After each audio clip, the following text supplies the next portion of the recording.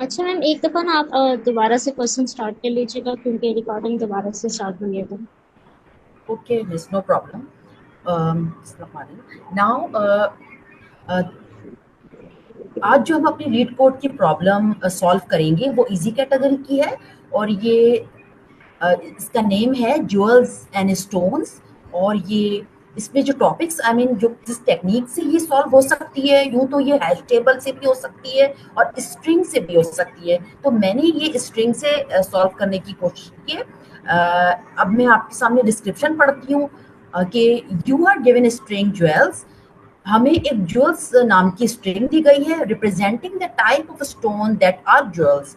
वो इस टाइप के स्टोन्स को रिप्रेजेंट करती है जो कि ज्वेल्स हैं, यानी कि कीमती पत्थर हैं उस स्ट्रिंग में। लाइक ये देखिए ज्वेल्स, और यहाँ स्ट्रिंग है, इसके अंदर कैरेक्टर्स हैं बिल्कुल अल्फाबेटिकल। तो ये एक तरह के ज्वेल्स को एक रिप्रेजेंट करते हैं, कीमती पत्थरों को। एंड स्टोन नाम की भी एक एरे दी गई है, एक स्ट्रिंग, सॉरी, एक स्ट्रिंग दी गई है जो कि स्टोन्स को, पत्थरों को रिप्रेजेंट करती है। ये रही वो स्ट्रिंग। और ये भी अल्फाबेटिकल वे में ये मौजूद है। और उन पत्थरों से ये स्ट्रिंग कलेक्शन रखती है जो कि आपके पास ऑलरेडी है। Each character in stones is a type of stone you have. Her character जो स्टोन की स्ट्रिंग के अंदर है वो उन पत्थरों में से है जो कि आपके पास ऑलरेडी मौजूद हैं। You want to know how many of the stones you have are also jewels. क्या आप ये जानना चाहते हैं कि जो स्टोन्स हैं, कितने स्टोन्स हैं जिनमें से बहुत सारे ज्वेल्स आपके पास है, यानी कि स्टोन्स के अलावा भी क्या आप जानना चाहते हैं कि ज्वेल्स में से भी कुछ ऐसे कैरेक्टर्स ऐसे हैं जो आपके पास ऑलरेडी मौजूद हैं। यानी हमें यूं समझ लीजिए कि एक तरह से मैचिंग करनी है हमें ज्वेल्स और स्टोन्स के अंदर जितने भी एलिमेंट हैं, और उनको किस तरह से मैचिंग करनी है ये हम जानते हैं। ये हम जानना शुरू करते हैं। Letters are case sensitive, so A smaller A is considered a different type of stone from capital A. यानी कि जब हम मैच करेंगे तो ये आपको माइंडफुल रहना है कि स्मॉलर ए जो है कैपिटल ए से डिफरेंट होगा। यू नो, क्योंकि अक्सर हम मैचिंग में हम समझते हैं कि अल्फाबेटिकल जो कैरेक्टर्स होते हैं वो स्मॉलर और कैपिटल एक अक्सर औकात हम इनमें इनमें सिमिलैरिटी फील करते हैं, जबकि ये यहाँ पर ऐसा नहीं है। नाउ हैविंग मोर क्लैरिफिकेशन, हम एग्जाम्पल वन पे हम आते हैं कि एग्जाम्पल वन से हमें और क्लैरिफिकेशन मिल जाएगी कि हम किस तरह से इस प्रॉब्लम को सॉल्व कर सकते हैं। इधर यहाँ पर देखिए कि ज्वेल्स में ज्वेल्स की स्ट्रिंग में स्मॉलर ए भी है और कैपिटल ए भी है। इसी तरह स्टोन्स में भी कई दो तीन कैरेक्टर्स मौजूद हैं, like smaller A, capital A और एक बी। अब जब हम आप क्वेश्चन में ही, अब आप जो जो लोग आई मीन यूज टू हो चुके हैं वो जानते हैं कि एक आइट्रेशन हमें करनी होगी। और इस आइट्रेशन के दौरान हमें, जैसे कि ए स्मॉलर है ज्वेल्स में, तो हमें आइट्रेट करना पड़ेगा कि हमारी स्टोन के स्ट्रिंग में भी कोई सिमिलर कैरेक्टर यानी ए स्मॉलर मौजूद है या नहीं। अगर है तो देखिए ये ये इसके साथ ये स्मॉलर है तो हम इसे छोड़ देंगे क्योंकि हमें यूनिक चाहिए, राइट, हमें यूनिक चाहिए। तो स्मॉलर ए है, हम इसे छोड़ देंगे। इसके बाद हम ज्वेल्स की दूसरे कैरेक्टर से स्टार्ट करेंगे आइट्रेशन, तो यहाँ कैपिटल ए है। अब ये हम आगे देखेंगे कि इसका जो स्टोन्स में जो है इसका यूनिक है या नहीं। तो ये जब यहाँ से शुरू से आइट्रेट करेगा तो स्मॉलर ए मिल जाएगा, यानी कि ए कैपिटल के बाद स्मॉलर ए मिलेगा। तो ये यहाँ पर इसका यूनिक पार्ट हो जाएगा, यानी टू हो जाएगा। इसके बाद आगे लूप चलेगा तो इसको कैपिटल ए मिलेगा, इसका मैच, यानी कि ये बिल्कुल सिमिलर होंगे। तो ये कैपिटल ए तो हमें नहीं लेना, तो हम ये लीव कर देंगे और हमारे जो लूप है वो आगे चलेगा। आगे आकर हमारे पास एक और कैरेक्टर मिलेगा, अल्फाबेट मिलेगा जो कि बी होगा। तो बी चूंकि हमें एलिमेंट्स चाहिए, तो डेफिनेटली बी भी हम कंसीडर कर लेंगे। अब आगे इस तरह से आइट्रेशन करते करते सब जो अल्फाबेट्स है उसको चेक करेगा लूप, और जब जब सब सेम मिलेंगे तो यहाँ से लूप डाइवर्ट यानी कि टर्मिनेट हो जाएगा। और यानी हमारे जो वेरिएबल में जो हमारे जो काउंट आ जाएगा वो आएगा 3। यानी 3 कैसे, ये देखिए स्मॉल ए कैपिटल ए 2 हो गया, स्मॉल ए के बाद कैपिटल ए 2 हो गया, और इसके बाद आइट्रेशन के दौरान बी मिला है हमें, तो ये 3 यूनिक कैरेक्टर्स, यूनिक एलिमेंट हो गए जो कि हमारे आउटपुट पे आएंगे। ठीक है, यानी हमें एक तरह से मैचिंग एनवायरनमेंट को सेट करना है और मैचिंग करानी है, जिसकी वजह से हमें आउटपुट 3 आएगा। अब इसी तरह हम और क्लैरिफिकेशन के लिए एग्जाम्पल 2 देखते हैं कि ज्वेल्स यहाँ पर स्ट्रिंग है, इसके अंदर जो एलिमेंट है वो है स्मॉलर जी। स्मॉलर जी को हम जब स्टोन्स की स्ट्रिंग में चेक करेंगे तो यहाँ पर स्मॉलर, यहाँ पर पहले में आइट्रेट होगा, तो ये कैपिटल जी आया। और मैंने आपको बताया है कि यहाँ पर देखिए, यहाँ पर डिस्क्रिप्शन में हमें बताया गया है कि smaller A is different, is considered to be a different from capital A, यानी स्मॉलर ए कैपिटल ए से डिफरेंट कंसीडर किया जाएगा इस प्रॉब्लम में। तो इसीलिए यहाँ पर जब स्मॉलर जी मिला तो यहाँ पर कैपिटल जी भी मिल जाए नो मैटर, बट ये यूनिक काउंट होगा। तो इसीलिए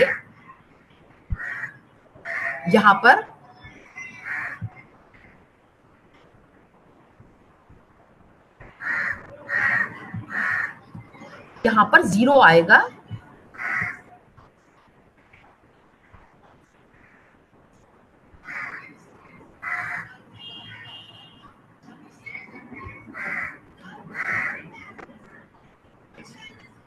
ये देखिए, अब इसके बाद all characters of jewels are unique, यानी कि यहाँ पर तमाम कैरेक्टर्स को कंस्ट्रेंट हमें दिया गया है कि तमाम कैरेक्टर्स को जूल्स के यूनिक हैं।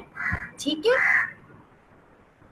jewels and stones consist of only English letters। यहाँ पर jewels और stones string के अंदर जो एलिमेंट है वो ओनली इंग्लिश लेटर्स पर कंसिस्ट करते हैं। इज देयर एनी क्यूरी सो फार? आप लोग पूछ सकते हैं, अगर किसी को कोई क्यूरी है तो प्लीज कैरी ऑन।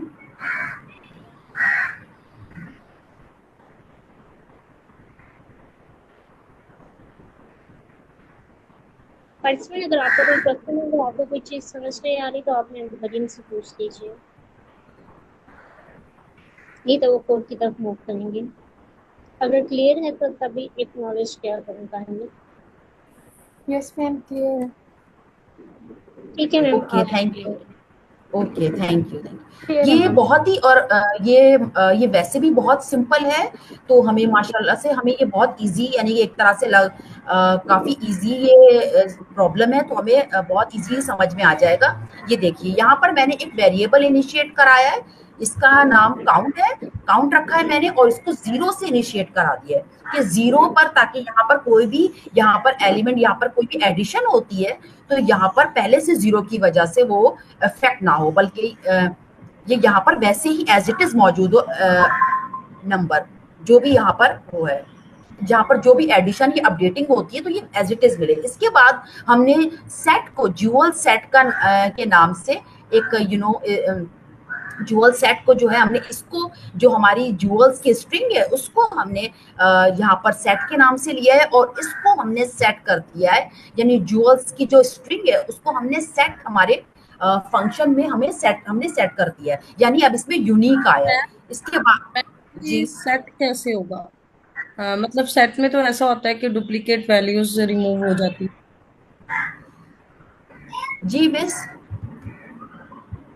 मिस ये सेट ही कराया है, क्योंकि रिमूव हो जाती है, देन हम इसको फिर वो करेंगे, हम इनको मैच करेंगे आपस में।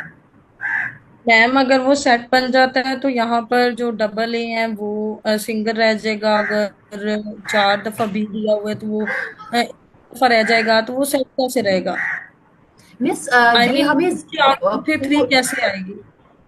मिस इसलिए क्योंकि जब हम ये सेट पे करेंगे ना, तो ये जब आइट्रेशन, जब ये आइट्रेशन चलेगी तो ये जब यूनिक रह जाएगा तो हमें, यानी कि हमें सेट कर देना है कि जब ये ज्यादा, जैसे कैरेक्टर है ना 4B, ये सब हमें पूरा, हमें लूप जो है वो पूरा नहीं करना पड़ेगा। जब यूनिक होगा तो फिर हमें यूनिक, हमें डायरेक्ट हमें जो है यूनिक कैरेक्टर, जो आंसर वो मिलेगा।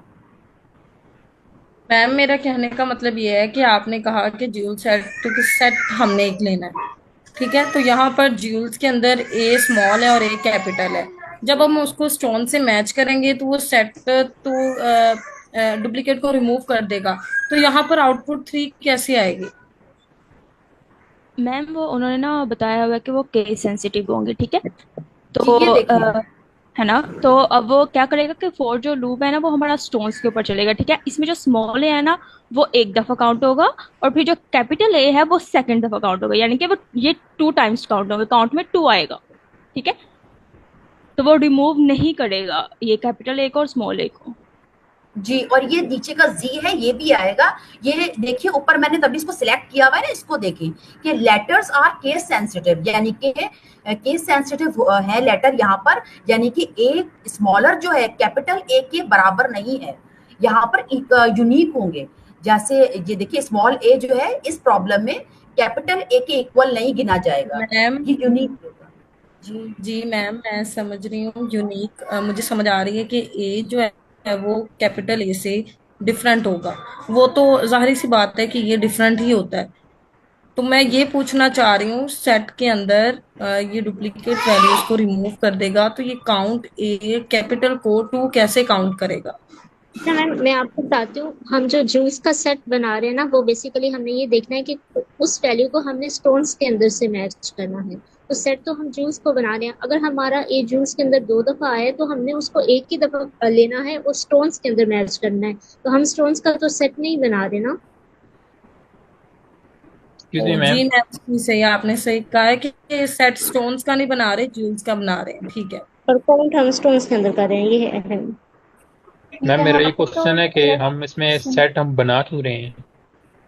यस क्या मैम, वजह है सेट कंस्ट्रेंट्स बनाने में की? ऑलरेडी गिवन है कि हमारे पास जो यूनिक एलिमेंट्स होंगे ज्वेल्स में, तो सेट बनाने की जरूरत ही नहीं है, उसके बगैर भी हो जाना चाहिए मैम।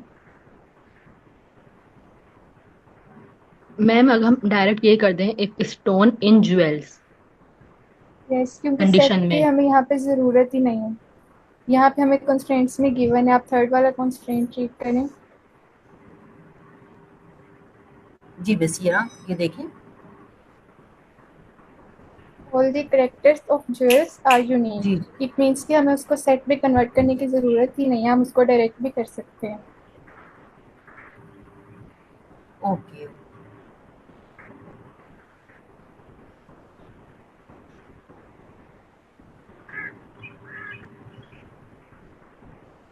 मिस ये ज्वेल्स को ओके, अगर मैं इसको आई मीन मैंने इसको ज्वेल सेट में इसलिए क्योंकि मैंने इसे वेरिएबल में इसको स्टोर करा लिया। यूं तो आप ज्वेल्स ही रहने दे सकती हैं, आप सही कह रही हैं, लेकिन मैंने इसे ज्वेल सेट में ताकि ये हम जो कोड या कुछ भी है तो मीनिंगफुल होना चाहिए, ताकि जो जो दूसरा भी अगर समझे ना तो वो इसे समझ में आ जाए। तो मैंने सिर्फ ज्वेल्स को आई मीन ज्वेल सेट को ज्वेल सेट का नाम दिया है, राइट, इसको ज्वेल सेट का नाम दे दिया है। एंड देन वो तो यूनिक है। यहाँ पर देखिए कि अब स्टोन, अब हम यहाँ से हम तो कोई भी हम नेम लिख सकते हैं, किसी को भी एन जी एफ किसी को भी हम आइट्रेट करवा सकते हैं, लेकिन हमें स्टोन्स को आइट्रेट करवाया। एंड देन यहाँ पर देखिए नीचे मैं आपको ये बताती हूँ कि ये देखें स्टोन इन ज्वेल सेट, तो हमने जो ज्वेल सेट बाकी ये जो नीचे आप एग्जाम्पल 2 का जी है ये भी हमने इसमें इंक्लूड कर दिया है, एग्जाम्पल 1 के अंदर हमने इसको इंक्लूड कर दिया है। और फिर स्टोन इन ज्वेल सेट यानी कि ये मैचिंग के ये इसमें है या नहीं है, तो ये इसके लिए इफ कंडीशन हमने अप्लाई किया कि ये अगर ये ढूंढने के लिए कि स्टोन क्या ज्वेल सेट में अगर है तो काउंट +1 यानी हमारे जो वेरिएबल है उसमें एक ऐड कर दो।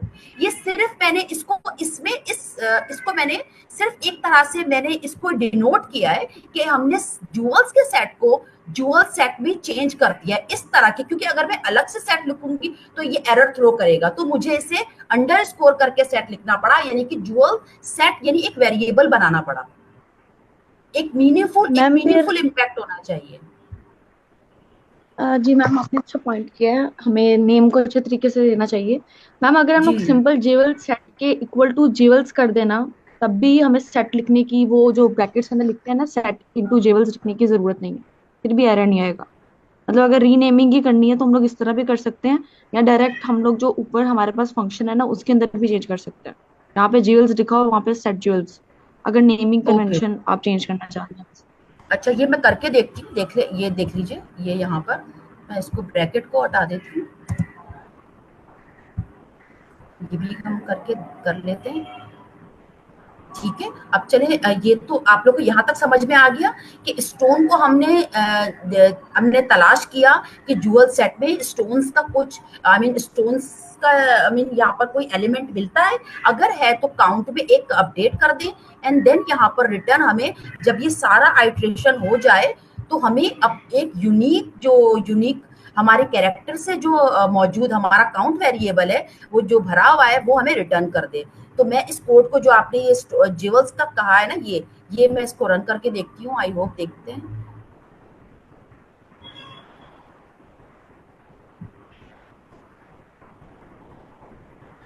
जी एक्सेप्ट हो गया बिल्कुल।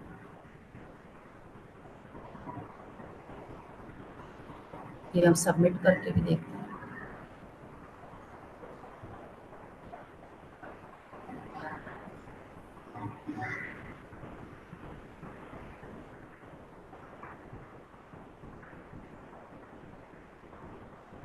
जी मिस हो गया है मैम जी। अगर हम ये 8 लाइन में जो कोड है, तो अगर हम इसको ऐसे चेंज कर दें, इफ स्टोन इन ज्वेल्स, और ये 4th लाइन वाला कोड रिमूव कर दें, तो फिर भी ये वर्क करेगा ना? मेरा भी ऐसे किया है जी ये वर्क करेगा, ये वर्क करेगा फिर भी। ठीक है, हम मिस डायरेक्ट जी मिस, आप सही कह, मैंने आपको ये कहा था कि आप बिल्कुल ठीक कह रही हैं, लेकिन हमें मीनिंगफुल कोड चूंकि लिखना चाहिए, तो मैं चूंकि ये आई मीन मैं काफी अरसे से कोडिंग कर रही हूँ, तो मैं इस तरह से इसमें लेके चलती हूँ, क्योंकि आप सही कह रही हैं, आप अपनी जगह बिल्कुल सही हैं कि जूअल्स भी खाली लिख सकते हैं, लेकिन चूंकि हमने एक जूअल सेट को हमने, आई मीन अगर हम इस तरह करें तो एक अच्छा, आई मीन एक आप यूं समझ लीजिए कि मीनिंगफुल कोड की बात है कि जूअल सेट में एक पूरा सेट है जिसमें हम स्टोन तलाश कर रहे हैं, ये चीज है, सिर्फ और कोई बात नहीं, वरना तो ये भी चलेगा जो आप कह रही हैं। Understand ma'am? अगर ऐसा हो कि जो जूल्स हैं उसमें ए स्मॉल भी हो और 2 दफा ए कैपिटल आ जाए? नहीं, ऐसा नहीं हो सकता, क्योंकि उसमें उन्होंने कंस्ट्रेंट दिया हुआ है कि ज्वेल्स में सिर्फ यूनिक कैरेक्टर्स होंगे। जी ओके। मैम एक बात ऐड करना चाहूंगी, मिस मरियम, जी अगर जी आपको रीनेमिंग करनी हो ना, तो आप जो ये फंक्शन दिख रही है ना, जहाँ पे आप करवा रही हैं, डेफिनेशन इधर लिखी हुई है, वहां पे भी आप सेल्फ के साथ, जहाँ पे ज्वेल्स एसटीआर लिखा है ना, यहाँ पे भी आप ज्वेल्स सेट लिखेंगी ना, तब भी आपका कोड रन हो जाएगा। आपको स्पेसिफिक एक अलग से वेरिएबल बना के उसको चेंज करने की जरूरत नहीं पड़ेगी। इस तरह मेमोरी जो आप एक वेरिएबल बना रही होंगी, jewel set is equal to jewels वाला काम नहीं करना पड़ेगा। आप करके चेक कीजिए। अच्छा मिस जी, जूअल सेट जो है मैं यहाँ पर इस तरह से करूँ, ये आप कह रही हैं? यस, ये हाँ, अच्छा, तो फिर यहाँ पर नहीं करना पड़े? ओके ओके, यहाँ पे रिमूव कर दें, ये लाइन रिमूव कर दें। अच्छा अच्छा,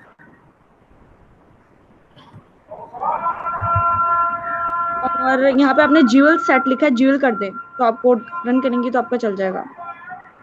ओके। ये एरर थ्रो नहीं करेगा? क्योंकि मैम ये एरर थ्रो करवाएगा, आपने ज्वेल सेट लिखना है, आपने जो ऊपर लिखा है ना, एस भी आएगा, आपने स्पेलिंग मिस्टेक की थी। कहाँ पर?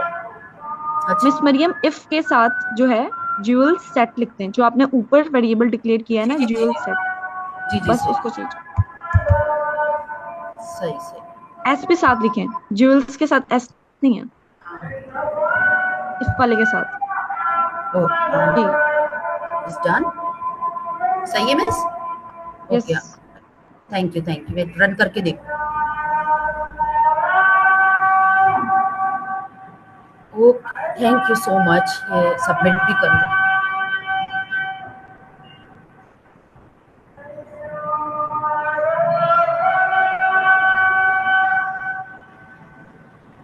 Thank you miss, thank you so much. और किसी को कोई कुछ पूछना, कुछ डिस्कशन करनी है तो प्लीज कर लें।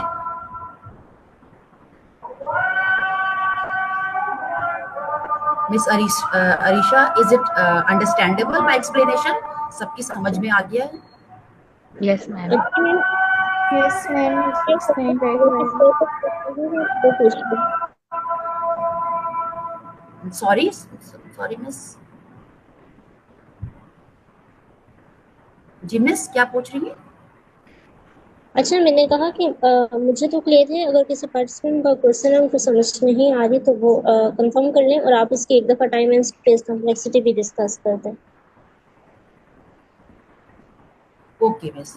मिस टाइम क्योंकि हमने अलग वेरिएबल हमने अभी इनिशियलाइज कराया है, तो ये बिग ऑफ एन है, और इसकी जो स्पेस कॉम्प्लेक्सिटी है ये भी बिग ऑफ एन ही है मिस, क्योंकि जी नीचे यहाँ पर मुझे ऑप्शन नहीं आ रहा है मिस स्पेस कॉम्प्लेक्सिटी का। जी नहीं नहीं, हमने खुद देखनी होती है कोड की। अगर हम यहाँ पे देखें स्पेस जी कॉम्प्लेक्सिटी, ठीक है मैं बता देती हूँ। स्पेस जी कॉम्प्लेक्सिटी जो है, हमने एक वेरिएबल डिक्लेयर किया है कौन के नाम से, और वेरिएबल जो है यहाँ पे एक कांस्टेंट एक वैल्यू ले रहा है, तो ये कांस्टेंट है। जैसे हम सेट या लिस्ट या कोई स्ट्रिंग डिफाइन करते हैं तो वो बेसिकली एन वैल्यूज ले रहा होता है, तो हम बेसिकली उसमें हमारी कॉम्प्लेक्सिटी वो ऑफ एन होती है। लेकिन जब आप कोई वेरिएबल डिक्लेयर करते हैं तो उसकी जो स्पेस कॉम्प्लेक्सिटी होती है वो ऑफ वन होती है, क्योंकि वो जस्ट एक वैल्यू ले रहा होता है। इसके अलावा हमने कहीं भी और कोई वेरिएबल नहीं डिक्लेयर किया, या कोई ऐसी वेरिएबल नहीं बनाया, या कोई डाटा स्ट्रक्चर एक्स्ट्रा नहीं यूज किया जो हमारे पास कोई स्पेस ले रहा हो। तो बेसिकली जो हमारी स्पेस कॉम्प्लेक्सिटी है इस कोड के अंदर वो जस्ट ओ ऑफ वन है। और अगर हम इसकी टाइम कॉम्प्लेक्सिटी देखें, जो लूप की है वो ओवरऑल n टाइम्स चल रहा है, तो बेसिकली इसकी जो टाइम कॉम्प्लेक्सिटी होगी ओ ऑफ n है। और जो हमारे पास इन ऑपरेटर की कॉम्प्लेक्सिटी होती है वो बेसिकली ओ ऑफ n होती है, लेकिन आई थिंक यहाँ पे ये जस्ट यूनिक वैल्यूज होंगी। जी जी मिस। तो इसमें जस्ट एक ही दफा होगा। लेकिन वैसे अगर आप इन ऑपरेटर लगाते हैं ना, तो उसकी जो टाइम कॉम्प्लेक्सिटी होती है, बेसिकली जो इन ऑपरेटर होता है वो जाके ना सर्चिंग कर रहा होता है, उस स्पेसिफिक एलिमेंट को देख रहा होता है कि इंटायर एरे के अंदर।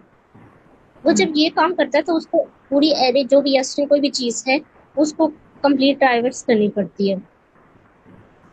तो हम जो इन ऑपरेटर की टाइम कॉम्प्लेक्सिटी होती है वो बेसिकली ओ ऑफ एन होती है। ओके ओके मिस, ये हम थैंक यू जब सो मैम मच। फिर इसकी time complexity of N square हो जाएगी। ओ ऑफ एन स्क्वायर इसमें नहीं हो सकती, क्योंकि ओ ऑफ एन स्क्वायर ये होती है कि जब आपकी आउटर और इनर जो भी आप जिस पे लूप को अपना ट्राइवर्स कर रहे हैं, इन ऑपरेटर लगा रहे हैं, वो सेम होनी चाहिए। तो यहाँ पे जो होगी O of N N cross M होगी, क्योंकि ऊपर जो हम स्टोन यूज कर रहे हैं एक डिफरेंट सेट एरे यूज कर रहे हैं, और जो हमारे पास नीचे है वो ज्वेल है तो वो एक डिफरेंट है। तो दोनों की लेंथ एन तो नहीं है, तो इसकी से हम कहते हैं O of N into N. Okay ma'am समझ आ गई। मतलब ये कि अगर दोनों स्टोन के अंदर ही अगर हम दोनों मरतबा इटरेट करवा रहे होते तो उसमें इसकी कॉम्प्लेक्सिटी ऑफ एन स्क्वायर होती, ऐसा ही है। जी ओके मैम। मैम एक मेरा क्वेश्चन ये था कि लीड कोड में ये जो टाइम कॉम्प्लेक्सिटी कैलकुलेट होके आ रही होती है, ये वर्स्ट केस सिनेरियो की होती है या फिर सारे टेस्ट केसेस की जो टाइम कॉम्प्लेक्सिटी होती है उसका एवरेज होता है? नहीं, ये हम टाइम कॉम्प्लेक्सिटी से कंसीडर नहीं करते। बेसिकली लीड कोड का सर्वर कितना टाइम ले रहा है, हम बेसिकली टाइम, जैसे एक कोड मेरे लैपटॉप पे भी चल रहा है और आप पे भी चल रहा है, तो ये सीपीयू से ये थोड़ी वेरी कर सकते हैं। ये बेसिकली हम इसे टाइम कॉम्प्लेक्सिटी नहीं कहते। टाइम कॉम्प्लेक्सिटी जो हम निकालते हैं ना वो बेसिकली हम अपने कोड के मुताबिक निकालते हैं, ओके। कितनी नंबर ऑफ ऑपरेशन हमने लगाए हैं। अच्छा, अब एक क्वेश्चन था, अभी तक हम इसकी डिस्कस कर रहे थे, ओ ऑफ एन क्रॉस एन तब होती है जब दोनों डिफरेंट हो। लेकिन अगर हम यहाँ पे आप देखिएगा क्या, अगर आप इनकॉर्पोरेटेड लिस्ट पे ट्राइवर्स करते हैं उसमें आपकी जो टाइम कॉम्प्लेक्सिटी होती है वो ओ ऑफ एन होती है। लेकिन अगर आप सेट पे ट्राइवर्स करते हैं ना, क्योंकि वो एक दफा वैल्यू होती है, तो उसमें उसकी कॉम्प्लेक्सिटी जो होती है वो ओ ऑफ वन हो जाती है। उस केस में हम अगर यही लूप हमने सेट पे लगाया होगा तो हमारे पास time complexity O of N होगी। अगर हम जूल सेट को भी देखें तो वो भी यूनिक वैल्यू है, एक ही यस दफा आई मैम। है ना। तो इसमें यस मैम। ओवरऑल कॉम्प्लेक्सिटी जो रहेगी वो ऑफ एन क्रॉस एम जो मैंने जस्ट बताया था, अगर दो डिफरेंट हो, ओवरऑल इसकी टाइम कॉम्प्लेक्सिटी जो होगी वो ऑफ एन ही रहेगी।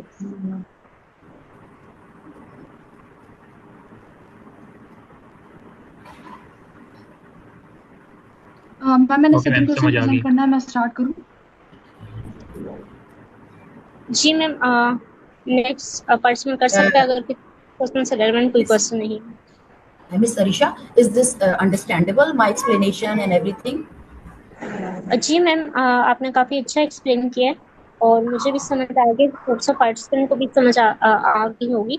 और मेरी पार्टिसिपेंट से रिक्वेस्ट है, जब कोई भी प्रेजेंट कर रहा हो, अगर आपको समझ आती है तो तभी आप एक्नॉलेज किया करें, अगर आपको नहीं समझ आ रही होती तो आप क्वेश्चन किया करें ट्रेनर से या कोई भी प्रेजेंटर हो, ताकि आप अपना कॉन्सेप्ट को उसी क्लास में क्लियर करके जाएं।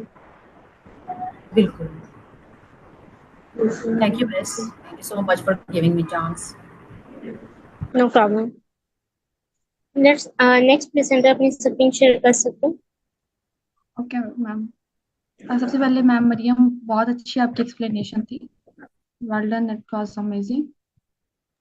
Thank you, Miss. Thank you so much. Thank you. You're welcome. Okay, so my screen is visible? Screen visible है मेरी? Yes ma'am. Okay, amazing. अच्छा, ये क्वेश्चन जो है वैलिड पैरेंथेसिस वाला क्वेश्चन है, इजी टाइप का क्वेश्चन है और बहुत सारे इंटरव्यूज के अंदर भी आया हुआ है, अमेजोन के अंदर तो आया ही हुआ है वैसे। बाकी मैंने कंपनीज को चेक नहीं किया। सो क्वेश्चन स्टार्ट करते हैं। क्वेश्चन के अंदर आपको उन्होंने कहा है कि गिवन अ स्ट्रिंग, एक स्ट्रिंग दी हुई है जिसको उसने एस का नाम दिया है और उसके अंदर बताया है कि काफी सारे कैरेक्टर्स हैं। जो हमारी ब्रैकेट्स होती हैं, सिंपल ब्रैकेट्स होगी, कर्ली ब्रैकेट्स होगी, इस तरह के ब्रैकेट्स हैं। और उसने बताया हुआ है कि आपके पास जो इनपुट स्ट्रिंग होगी ना, आपने बताना है कि वो जो आप कैरेक्टर की स्ट्रिंग है वो वैलिड है या नहीं है। उसके कुछ रूल्स एंड रेगुलेशंस हैं। अब रूल्स, पहला नंबर पे जो रूल है वो ये है कि open bracket must be close by the same type of bracket. अगर ये इसकी ओपनिंग ब्रैकेट है तो इसके बाद जो होगी वो इसी की क्लोज ब्रैकेट होगी, ना कि इस तरह का होगा कि ये ओपन ब्रैकेट है और क्लोज जो सी ब्रैकेट है वो ये वाली है। ठीक है, ये उसने क्वेश्चन के अंदर कुछ कंडीशंस रखी हुई है। सेकंड नंबर पे, open bracket must be close in the correct order. आपकी बिल्कुल करेक्ट ऑर्डर के अंदर आ रही हो। अगर पहले आ रहा है आपके पास ओपन ब्रैकेट तो वही बाद में क्लोज हो, फिर दूसरी है तो फिर उसके हिसाब से क्लोज वगैरह हो रही हो। और थर्ड है, every close bracket has a corresponding open bracket of the same type. जो भी क्लोज ब्रैकेट होगी ना, जिस तरह ये क्लोज ब्रैकेट है या ये क्लोज ब्रैकेट है, तो इसके टाइप की होगी ना, ये कर्ली है तो इसके साथ कर्ली ब्रैकेट वाली पक्का मौजूद होगी। अगर ये है तो ये इसके वाली पक्का मौजूद होगी। तो वो उसके हिसाब से आपने अपनी क्लोज और ओपनिंग ब्रैकेट्स को इकट्ठा करना है। अभी अगर समझ नहीं आई, हम एग्जाम्पल देखते हैं, वहां से आपको ज्यादा चीजें क्लियर होंगी। लेट्स सपोज हमारे पास ना कुछ इस तरह का आ जाता है, इस तरह की स्ट्रिंग हम लोग इस कोई सिस्टम के अंदर डालते हैं, तो ये उसको ट्रू बताएगा। क्यों? क्योंकि जो ओपनिंग ब्रैकेट है, फिर क्लोज ब्रैकेट आ रही है इसी की, फिर दूसरे वाले की ओपनिंग ब्रैकेट आ रही है, फिर दूसरे वाले की क्लोज ब्रैकेट आ रही है, फिर जो है हमारे पास कर्ली ब्रैकेट्स की आ रही है और वहां पे क्लोज हो रही है। लेकिन अगर कुछ इस तरह का हो गया कि आपकी ओपनिंग ब्रैकेट ये वाली है और क्लोजिंग ब्रैकेट किसी और की आ गई है, तो वो आपको फॉल्स कहेगा। अगर आपकी सिंपल इस तरह की कोई आ रही है तब भी आपको वो ट्रू कहेगा। लेकिन अगर आपका थोड़ा सा चेंज हो जाता है, आपकी ब्रैकेट्स गलत तरीके से मैच हो जाती हैं, तो वो आपको फॉल्स का बताएगा। मतलब सिंपल वे में बताया जाए, आप सिस्टम को एक स्ट्रिंग दोगे कैरेक्टर्स की, जिसके अंदर इस तरह की ब्रैकेट्स वगैरह होंगी, और वो आपको इन रिटर्न में ट्रू या फॉल्स की फॉर्म में बताएगा कि ये वैलिड पैरेंथेसिस हैं या फिर इनवैलिड पैरेंथेसिस हैं, ट्रू और फॉल्स की फॉर्म है, लाइक दिस वे। ठीक है, एक स्ट्रिंग एस पास करेंगे और नेक्स्ट वो इनमें बता रहा है कि ये हुआ है। क्वेश्चन स्टेटमेंट समझ आई है? यस अगर मैम। यस किसी मैम, को कोई, समझ आ गई है। Okay great, wonderful. ओके, सो अब सोल्यूशन की बात कर लेते हैं हम लोगों ने। मतलब हमारे कोई भी क्वेश्चन होते हैं ना लीड कोड के अंदर, वो इसी तरह क्लास के फॉर्म में होते हैं, वो इतना ज्यादा मैटर नहीं कर रहा होता। और अगर हम पाइथन की बात करें तो पाइथन के अंदर हम लोग सेल्फ को यूज कर रहे होते हैं, कि हम लोग बता सके ये जो क्लास है इसका ये वाला ऑब्जेक्ट है और ये उसके साथ इंस्टेंस बन रहा है, बस इसको इसके साथ रिलेट करने के लिए। If you are familiar with C plus plus तो वहां पे हम लोग दिस पॉइंटर का वर्ड यूज कर रहे होते हैं, तो उससे शायद आपको आइडिया हो जाए। अगर नहीं पता तो इट्स ओके, हम पाइथन के ऊपर यहाँ पे कर रहे हैं। ठीक है, तो अभी हम लोगों ने एक फंक्शन लिया, हमने एक स्ट्रिंग ले ली है, ये स्ट्रिंग है हमारे पास और ये हमारे पास उसका रिजल्ट आएगा बुलियन के अंदर, हमें ये बात कंफर्म है। और इसके लिए हम लोग यूज क्या करेंगे, हम लोग इसके अंदर यूज करेंगे स्टैक को। हम लोग अपनी जो हमारे पास कोई भी ये आएगी ना स्ट्रिंग, हम उसको स्टैक के अंदर डालते जाएंगे, और जो स्टैक के अंदर जो ऊपर वाली वैल्यू होगी ना, टॉप वाली वैल्यू, उसके साथ मैच करेंगे कि पहले जो वैल्यू है वो उसके साथ मैच हो रही थी, पुरानी वाली इसकी। लेट्स सपोज हमारे पास में ये है, आई डोंट नो व्हाई मैं यहाँ पे यूज कर सकती हूँ। हम्म, मुझे एक्चुअली मिल नहीं रहा। um, हाँ, ओके, सो मुझे मिल गया है। अच्छा, तो ये इस तरह, ये मैं ढूंढ रही थी और ये मुझे भी मिला है, तो मैं इसके साथ बताती हूँ। हमारे पास ना ये वैल्यू आ गई है, हम चार तरह का होगा, ठीक है। हम बारी बारी ना इसको पूरी की पूरी जो हमारी स्ट्रिंग होगी ना उसको चलाएंगे। हम लोग उसके अंदर पहला एलिमेंट डालेंगे, ये हम लोगों ने इसको डाला। हमने देखा कि अभी ये एम्प्टी थी, कोई फर्क नहीं पड़ता। हम दूसरे के साथ वाला डालेंगे, दूसरे नंबर पे आए, स्ट्रिंग के सेकंड पर मूव किए तो हमारे पास ये वाला था, ठीक है।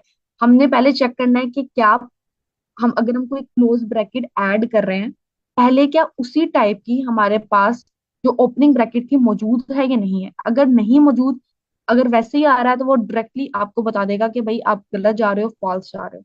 इसी तरह करते करते वो पूरे के पूरे स्टैक को चेक करेगा, और स्टैक के अंदर जहां पर उसे लगेगा कि आपकी ओपनिंग वाली जो ब्रैकेट है वो मैच नहीं कर रही क्लोजिंग वाली ब्रैकेट के साथ, तो वो आपको फॉल्स बता देगा। नहीं समझ आ रही, इट्स ओके, अभी क्वेश्चन देखेंगे तो ज्यादा अच्छे तरीके से समझ लगेगी, और उसके बाद जब हम लोग उसको एक दफा विजुअलाइज करके देखेंगे तो ज्यादा अच्छे तरीके से समझ लगती है।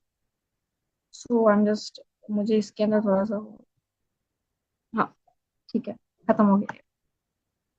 ओके, सो अभी हम एक सिंपल स्टैक बनाते हैं। एस टी, एस टी दे देते हैं। एस टी बनाया, हमने एक लिस्ट टाइप का बना लिया, ठीक है।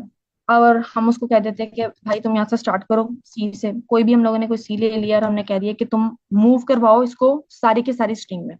हमने एक स्टैक बना लिया है, मैंने बताया कि हम लोग स्टैक यूज करेंगे, हम बाद में देखेंगे हम लोग स्टैक क्यों यूज कर रहे हैं, बाकी सारी चीजें जो है।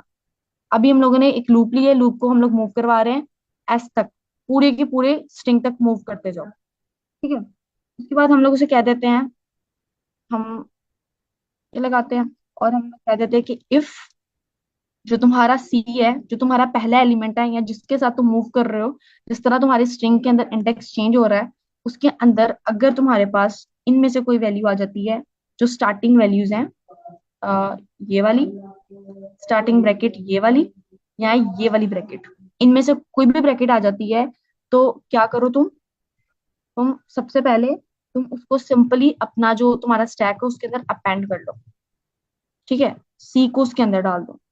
अगर हमारे पास कोई ओपनिंग ब्रैकेट आ गई, हमें कुछ सोचना ही नहीं पड़ रहा, ओपनिंग ब्रैकेट जिस तरह मर्जी हम लोग डाली जाए। मसला तब आएगा जब हम लोग क्लोजिंग ब्रैकेट डालेंगे, क्योंकि क्लोजिंग ब्रैकेट के लिए हमें पहले बैक ट्रैक करके चेक करना पड़ेगा कि वही सेम टाइप की हमारे पास ओपनिंग ब्रैकेट मौजूद है या नहीं मौजूद, ठीक है। तो इस वजह से हम लोगों ने सिंपल इसके लिए कोई कंडीशन लगाई। अगर हम लोगों ने सिंपल अपेंड करना है तो वो हम लोग ओपनिंग ब्रैकेट है तो वैसे ही कर लेंगे। लेकिन अगर हमारे पास हमारा जो एल्स केस आ जाता है, हमारे पास एल्स केस के अंदर आ जाता है कि अगर हम लोगों को देखना है, सबसे पहले हम लोग देखेंगे कि हमारे पास जो हमारे पास स्टैक है, उसको हम लोग लेके चल रहे हैं, इस पूरे को घुमा रहे हैं, वो जो स्टैक है वो एम्प्टी तो नहीं है। उसके लिए हम लोग नॉट एस टी को यूज कर रहे हैं, अपने आप जो भी आपका नाम होगा, और हम यहाँ पे एक लगा देते हैं और का। और के बारे में बताती हूँ, अभी हम लोग सिर्फ मैं कंडीशन लिख रही हूँ कि ये इस तरह की उसकी कंडीशन है, और अगर सी इक्वल टू कर्ली ब्रैकेट्स की आ जाए, साथ में एंड एस टी -1 -1 आ जाए, मतलब लास्ट एलिमेंट को अगर आप टच कर रहे हो, लास्ट एलिमेंट को देखना चाह रहे हो, लास्ट वाला जो आपका एलिमेंट है वो आपकी एक क्लोजिंग ब्रैकेट जो है, वही वाली जो ओपनिंग ब्रैकेट है वो नहीं है, तो आप क्या करोगे, ठीक है। तो इसको सिंपली ऐसे ही है,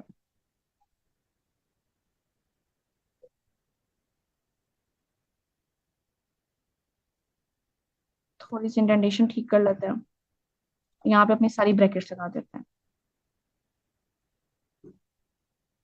हमने ब्रैकेट लगा दी ये वाली, और यहाँ पे उसी की हम लोगों को ऑपोजिट लगानी है। यहाँ से हम लोग और को खत्म कर देते हैं, मैं ये कंडीशन लगा के बताती हूँ कि हुआ क्या, ठीक है। अब हम यहाँ पे कह देते हैं कि कर दो फिर रिटर्न फॉल्स,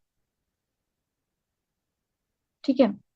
अब क्या हुआ है कि अगर आपकी कोई भी ओपनिंग ब्रैकेट आ गई है ना, जो पहले वाला कोड हम लोगों ने किया उसके अंदर अगर हमारे पास कोई भी ओपनिंग ब्रैकेट आ गई है, तो सिंपली हम लोगों ने उसको अपेंड करना है, हम लोगों ने उसको डालते जाना है। लेकिन मसला तब आएगा अगर आपकी ओपनिंग ब्रैकेट नहीं है, हम लोग स्ट्रिंग को चेक कर रहे हैं, वन बाय वन करते करते लूप लगाते हुए। अगर नहीं है तो इसका मतलब ये होगा कि ऑब्वियसली कोई ना कोई क्लोजिंग ब्रैकेट होगी। फिर क्लोजिंग ब्रैकेट के लिए हमें चेक करना होगा कि हमारी जो पहले वाली ब्रैकेट्स है क्या पहले उसके अंदर कोई क्लोजिंग ओपनिंग ब्रैकेट उसी सेम टाइप की पड़ी है या नहीं पड़ी। उसके लिए हम लोग पहले चेक करेंगे कि भाई हमारा स्टैक एम्प्टी तो नहीं है। अगर स्टैक एम्प्टी हुआ तो मतलब तो कोई भी नहीं पड़ी हुई, मतलब हम लोग पहले नंबर पे ही उसके अंदर कोई ना कोई क्लोजिंग ब्रैकेट डाल रहे हैं। और क्लोजिंग ब्रैकेट पहले नंबर पे नहीं डाली जा सकती, एक ओपनिंग और एक क्लोजिंग के साथ ही हमारी वैलिड पैरेंथेसिस वाला जो कंडीशन होगी वो फुलफिल होगी। तो हमने देखा कि अगर तुम्हारे पास ये वाली ब्रैकेट है, इससे पहले एस टी माइनस वन हम लोग कर रहे हैं। अगर हम लोग एस टी जीरो करें तो हम लोग लिस्ट का जो पहला एलिमेंट है वहां पे पहुंच जाते हैं। अगर हम लोग एस टी माइनस वन करें तो इससे हम लोग जो उसका सबसे लास्ट वाला एलिमेंट होता है वहां पे पहुंच जाते हैं। तो हम लोग उसके लास्ट वाले एलिमेंट पे पहुंच रहे हैं।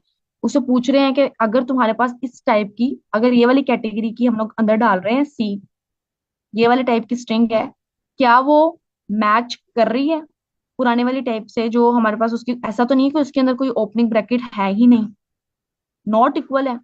या ये वाली ब्रैकेट है तो इसके साथ क्या ये इसका जो एलिमेंट है वो नहीं है। या अगर हमारे पास जो हमारी लार्ज ब्रैकेट्स हैं वो आ जाती हैं, उसके अंदर क्या हो रहा है उसको देखना है। तो इस कंडीशन के अंदर हम लोग देख रहे हैं कि अगर आपका स्टैक एम्प्टी है या आपके पास ओपनिंग ब्रैकेट्स किसी भी टाइप की पहले मौजूद नहीं है, इधर नॉट इक्वल लिखा है, नॉट इक्वल है, तो direct straightforward return false कर देना। ठीक है, देन आपने रिटर्न फॉल्स कर देना है स्ट्रेट। और ये मुझे लग रहा है कि हम थोड़ा सी इंडेंटेशन का इशू ना बन जाए, थोड़ा सा हम इसको इधर कर देते हैं। ठीक है, और अगर अगर ये सब कुछ नहीं होता, अगर इसका मतलब अगर नहीं होता, इसका मतलब ये है कि स्टैक एम्प्टी नहीं है। नॉट एसटी का मतलब ये है कि स्टैक एम्प्टी है। नॉट स्टैक अगर ट्रू है, अगर इसका मतलब ये है कि हमारा स्टैक एम्प्टी था। अगर नॉट एसटी फॉल्स आता है तो इसका मतलब ये है कि हमारा स्टैक के अंदर कुछ ना कुछ है। अगर ऐसा नहीं है तो इससे सब कुछ उल्टा चलेगा, मतलब ये है कि हमारे पास कोई ना कोई पहले उसी टाइप की ब्रैकेट मौजूद होगी, और या फिर हमारे पास जो हमारा स्टैक है वो एम्प्टी नहीं होगा। और ये जो हम लोगों ने ये चीज यूज की है ना, ये वाले दो चीजें ये हम लोग और के लिए यूज करते हैं कि इनमें से अगर कोई भी कंडीशन हो जाती है ना तो ज्यादा नहीं सोचना, सिर्फ तुमने रिटर्न फॉल्स दे देना है उसको। ठीक है, अब लास्ट के अंदर हम लोग क्या करेंगे, एक रिटर्न फॉल्स कर दिया, return- अब इसका एक एल्स लिखेंगे, इसी का एक एल्स पार्ट लिखेंगे। एल्स के अंदर लिखेंगे कि अगर ऐसा नहीं है, अगर ऐसा नहीं है तो तुम साथ साथ, मतलब मैं अभी ये वाली डाल रही थी ना, मिनट, मैंने इसको डाला, मैंने पहले इसको डाला था, अब मैं इस वाली को डालने लगी हूँ सेकंड नंबर पे। मैंने इसको सेकंड नंबर पे वाली को डाला। जब मैंने देखा कि ये वाली जो सारी कंडीशंस जो मैं लिख रही थी ना, ये सारी की सारी जो है वो फॉल्स है, मतलब ये वाली इसके अंदर कोई ना कोई हमारे पास ओपनिंग ब्रैकेट पहले से मौजूद होगी, कोई ऐसा सीन है। तो तुमने पॉप कर देना है, निकाल दो उसको, लिस्ट से निकाल दो। तो ये मैं इसको कर देती हूँ pop, S T dot pop, S T dot pop किया, हमने उसको निकाल दिया। और लास्ट में हम लोग उसको कह देते हैं return not S T, return करवा दो not S T, return not S T. इसकी लॉजिक की हम लोग भी बात करते हैं। अच्छा, तो इसका मतलब अगर हम देखें, हमारे पास कोई भी स्ट्रिंग आएगी, हमने उसको बूलियन के अंदर कन्वर्ट करना, बताना है कि वो वैलिड है या नहीं है। हमने सबसे पहले देखा कि हमारे पास जो ब्रैकेट आ रही है वो कोई ओपनिंग ब्रैकेट तो नहीं है। ओपनिंग ब्रैकेट है तो हमने सिंपली जो भी हमारा स्टैक हमने बनाया ना एस टी नाम का, हमने उसके अंदर वो सारी की सारी वैल्यूज डालते जाना है। अगर नहीं है तो हम क्या करेंगे, हमारे पास कोई ना कोई मतलब क्लोजिंग ब्रैकेट होगी। क्लोजिंग ब्रैकेट के लिए भाई कंडीशन है कि हमारे पास उसी की पहले कोई ना कोई ओपनिंग ब्रैकेट हो। अगर नहीं है तो वो नेक्स्ट मूव नहीं कर पाएगा। तो हम क्या करेंगे, हम इसके अंदर कंडीशन चेक करेंगे। अगर अगर इनमें से एक भी कंडीशन जो सी है वो हो जाती है हमारे पास वो फुलफिल जो हो जाती है, तो हम लोग कर देंगे रिटर्न फॉल्स। मतलब किसी ना किसी के अंदर फिर इस तरह होगा कि हमारे पास ओपनिंग ब्रैकेट पहले वाली की मौजूद नहीं होगी जिसको हम लोग देख रहे हैं सी के अंदर। और अगर ऐसा नहीं होता तो हम लोग सिंपली उसको पॉप करवा देंगे लाइक इस तरह। अगर हमारा स्टैक हम लोग इसी तरह करते जाते हैं, अभी मैं थोड़ा सा इसकी थोड़ा सा हम लोग देख लेते हैं नोटेट करके। हमारे पास ना इस मैम टाइप ये का, ये एल्स वाली कंडीशन आप काइंडली ये वाली कंडीशन, एनोटेट करके बता दें। ये वाली ma'am, ma'am last second last else वाली, no ma'am. Which one? Line number 8 से जो शुरू हो रही है। लाइट नंबर 8 से शुरू हो रही है, ठीक है मैम, मैं अभी बताती हूँ। अच्छा मैम, यहाँ तक आपको बात क्लियर है कि हमने जो है वो अगर कोई ओपनिंग है तो हमें कोई मसला नहीं है? जी मैम, यहाँ तक क्लियर अच्छा, है। ठीक है मैम सना, अब देखें आप कि अगर इस तरह हो जाता है, अगर हमारे पास ओपनिंग ब्रैकेट नहीं आ रही, इनमें से तीनों में से कोई चीज नहीं आ रही, तो ऑब्वियस सी बात है, उसने क्वेश्चन के अंदर बताया हुआ कि सिर्फ पैरेंथेसिस करेक्टर्स होंगे, तो हमारे पास क्लोजिंग ब्रैकेट्स होंगी इन्हीं तीनों में से कोई। ठीक है मैम, आप मेरे साथ हैं मैम? आपको बस मुझे हाँ हूँ में बताना है कि ये मैं आपके साथ हूँ, ताकि मुझे पता चलता रहे जी अगर जी आपको। मैम, मैं आपके साथ हूँ। ठीक है, तो अभी यहाँ पे जी अगर मैम, मैं आपकी इस आपके तरह की। साथ हूँ। यहाँ पर एक चीज ये भी क्लियर करिएगा कि यहाँ पर जो हम्म। आपने और के आगे ये स्लैश लगाई है, इसका क्या मतलब है? अच्छा, ये इसी के लिए यूज होती है कि हम लोग इसको करवा रहे हैं, ये सारी की सारी जो सारी की सारी एलिमेंट्स है ना, इस सारे को करवा रहे हैं। मतलब ये वाली कंडीशन भी इसके ऊपर होगी, ये वाली कंडीशन भी इसके ऊपर होगी, और इनमें से कोई भी कंडीशन आप लगा। मुझे लगता है अगर और के बगैर भी, इसके बगैर भी कर लें तो तब भी हो जाना चाहिए। उसको भी एक दफा चेक कर लेते हैं मैम से ना। ठीक है, तो जी मैम। ये इसीलिए इसीलिए होती है कि आप ना बस एक दफा चेक कर सको कि आप में से अगर कोई भी कंडीशन जो है वो आपकी चल रही है, तो आप बता दो, रिटर्न फॉल्स कर दो। सिंपल एक इसकी कंडीशन है, यह बस ये है कि मैंने इसको सेपरेट लाइंस के ऊपर कर दिया है, इसको अलग कर दिया, इसको अलग कर दिया, इसको अलग कर मैम, दिया। आपने सी को राइट किया है क्लोजिंग ब्रैकेट के साथ और स्टैक -1, मतलब जो हाँ लास्ट वाला करेक्टर है वो ओपन ब्रैकेट के साथ आपने किया है। हाँ, मैंने नॉट इक्वल लिखा है, मैंने यहाँ पर नॉट इक्वल लिखा है मैं कि अगर समझ आपके आ गई, पास, ठीक है। हाँ, स्टैक के अंदर लास्ट वाला एलिमेंट जो सा है वो ये ओपनिंग वाला नहीं है, तो ये वाला सारा पार्ट आपका क्लियर है? जी मैम, क्लियर है, समझ आ ओके, गई। सो हम लोग इधर थे st.pop के ऊपर। मतलब हमारे पास ना इस तरह का आ जाता है, जो एनोटेट ढूंढना पड़ता है। अच्छा, तो हम ये देख लेते हैं, हमारे पास ये इस तरह की लगा लो, हमारे पास ना एक ये सेट था, जिस तरह ये हमारे पास ना एक हमें एक ये वाली स्ट्रिंग आई हुई है, मान लो। अच्छा, हमने क्या किया, सबसे पहले हम लोगों ने इसके अंदर इसको चेक किया, लूप चलाई, हमने इसको चेक किया, अंदर डाला, स्टैक के अंदर डाला। फिर हमने देखा कि इसके बाद हम लोगों ने इस साले वाले एलिमेंट को डाला। हमारे क्वेश्चन के अंदर जाके क्या हुआ कि हमने इसको चेक किया कि हमारे पास जो फोर लूप है, उसके अंदर हमारे पास पहली वाली कंडीशन तो एप्लीकेबल नहीं हो रही। अब ये वाला जो है, ये एल्स केस के अंदर जा रहा है। एल्स केस के अंदर हमने चेक किया, स्टैक एम्प्टी तो नहीं है, स्टैक एम्प्टी नहीं था, क्योंकि पहले उसके अंदर ये वाला एलिमेंट आ रहा होगा। फिर हमने चेक किया कि उसकी कोई ना कोई ओपनिंग ब्रैकेट मौजूद है, उसकी ओपनिंग ब्रैकेट मौजूद थी। ओपनिंग ब्रैकेट का भी कोई मसला नहीं है, हमारे पास स्टैक भी मौजूद है, तो हम लोग इसके एल्स वाले केस में जा रहे हैं, तो हम क्या करेंगे, हम पॉप करवा देंगे जो पहले वाला एलिमेंट है ना, जो ये वाला एलिमेंट है, इसको भी पॉप करवा देंगे, अब स्टैक फिर से एम्प्टी हो जाएगी। ठीक है, अभी तक हमने इतना किया, अभी तक हमने इतना किया जहां पे मैंने लाइन लगाई है। उसके बाद हम लोग नेक्स्ट वाले एलिमेंट को लेंगे, नेक्स्ट वाले एलिमेंट मतलब इसको लेंगे, हम ये वाली जो ब्रैकेट्स है ना, इसको लेंगे। इसको लिया, इसको चेक किया, हमने चेक किया, डायरेक्ट डाल दिया, ओपनिंग ब्रैकेट थी, तो हमारे पास ना इसके अंदर कोई मसला ही नहीं था। अ, मैं जब इसको एनोटेट करती हूँ ना, तो मुझे ऊपर जाके देखना पड़ता है, पहले एनोटेट ढूंढना पड़ता है, मैंने कभी जूम को यूज नहीं किया तो इस वजह से। अच्छा, तो हम लोग क्या करेंगे, हम लोग इसके ऊपर कंडीशन के ऊपर है, हम लोगों ने इफ कंडीशन को चलाया, इसको देखा, हमारे पास ये वाली ब्रैकेट आ गई, हमारे पास ये वाली ब्रैकेट आ गई। उसके बाद हमने क्या किया, हमने देखा कि एल्स के आगे करना है, एल्स के अंदर हम लोगों ने इसको मूव किया, इस वाले को सेकंड वाले को लेकर आना था। हम लोगों ने देखा कि ये स्टैक एम्प्टी तो नहीं है, स्टैक एम्प्टी नहीं था, हमारे पास ऑलरेडी पहले से हम लोगों ने ये वाला एलिमेंट मौजूद है स्टैक के अंदर। फिर हमने चेक किया कि क्या उसकी ओपनिंग ब्रैकेट का कोई मसला तो नहीं है, इनमें से कोई ना कोई कंडीशन ऐसी तो नहीं है जो इसके ऊपर चल रही हो। हमने देखा कि भाई इनमें से कोई कंडीशन नहीं चल रही, इसका मतलब ये कि इसका एल्स केस चलेगा, तो हमने इसको भी पॉप कर दिया। मतलब अब हम दोबारा फिर जो सा होगा, हम इसके अंदर दोबारा फिर ये वाला एलिमेंट डालेंगे, इसके अंदर हम लोगों ने डाला, हमने देखा कि ये दोनों सेम है, तो हमने इसको पॉप करवा दिया, एल्स केस चला, क्योंकि स्टैक एम्प्टी भी नहीं था और पहले वाला जो हमारे पास ओपनिंग एलिमेंट है वो भी मौजूद था। तो इस वजह से करते करते हम लोगों ने ये कर दिया, और नेक्स्ट हमारा जो है वो स्टैक जो है वो एग्जीक्यूट हो जाएगा, और लास्ट नंबर के ऊपर हम लोग फिर ये यहाँ पे पॉप किया, तो हमारे पास फिर स्टैक जो होगा वो एम्प्टी हो जाएगा। फिर स्टैक एम्प्टी हो गया, तो हम जो ये वाला एलिमेंट है, हम इसको दोबारा फिर लेंगे, इस वाली ब्रैकेट को लेंगे, ओपनिंग ब्रैकेट को हम लोग सिंपली इफ केस के साथ एंटर करवा देंगे, अपेंड करवा देंगे एस टी के अंदर। और फिर हम लोग नेक्स्ट मूव करेंगे कि नेक्स्ट कौन सा है। नेक्स्ट हमारा ये वाला एलिमेंट था, फिर हम इस वाले एलिमेंट को देखेंगे और देखेंगे कि हमारे पास पहले स्टैक एम्प्टी भी नहीं है, ऐसा भी नहीं है। ये जो ये वाली कंडीशन थी ना हमारी, ये वाली कंडीशन हम इनको चेक कर रहे हैं। हम इनको चेक कर रहे हैं कि हमारे पास पहली बात स्टैक एम्प्टी भी नहीं है, और दूसरी बात ये कि इसके साथ वाला जो साथी है वो मौजूद भी है। मतलब ऐसा नहीं है ये वाली कंडीशन एप्लीकेबल नहीं हो रही तो इसका हम लोग एल्स केस चलेंगे। एल्स केस चलेंगे तो हम लोग इसको भी पॉप करवा देंगे। अब हमारे पास रिजल्ट क्या आएगा कि हमारे पास सारे का सारा हमारा स्टैक एम्प्टी हो जाएगा। सारी की सारी लूप मूव करते करते ना इस तरह खत्म हो जाएगी।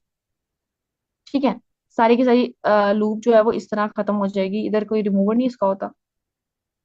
अरे सर ठीक है, सो हम इसको इस यहाँ से सारे का सारा खत्म हो जाएगा।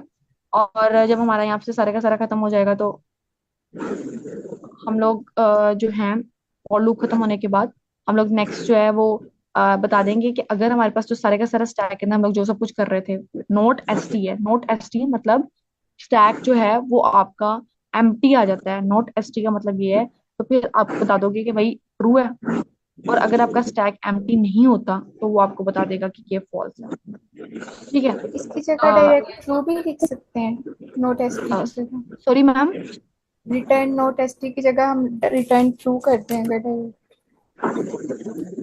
हम लोग रिटर्न ट्रू वाला फॉल्स वाला काम कर सकते हैं, लेकिन उसके अंदर भी ना हमें पहले फिर कंडीशन लगानी पड़ेगी कि अगर हमारे तो पास मैम आप स्टैक इसको रन कर एम्प्टी आ सकती जाता हैं? है। हाँ अच्छा, श्योर।